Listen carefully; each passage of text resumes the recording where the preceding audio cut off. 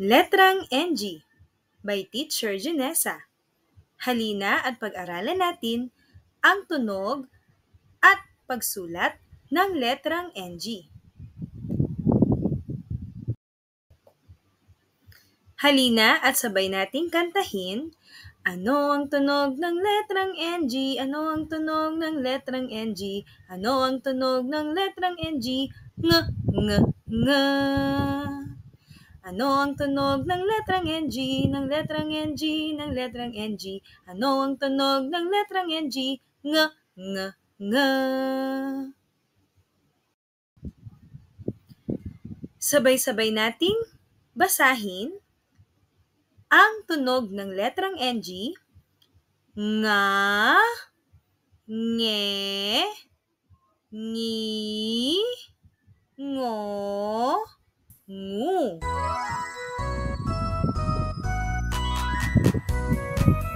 Ngayon naman ay ating pag-aralan ang mga bagay na nagsisimula sa letrang NG.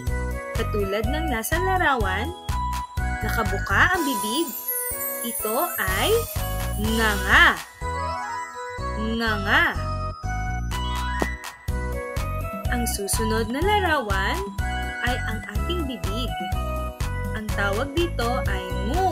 Nguso.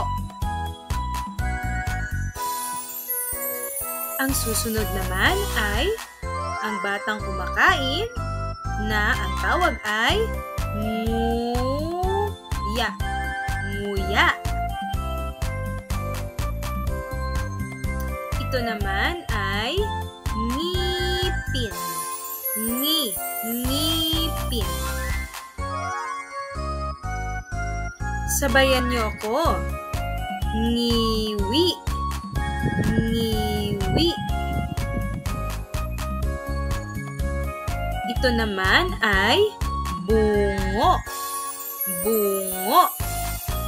Ang buto ng tao sa ulo. Ito ang madalas nating ginagawa pag tayo ay masaya.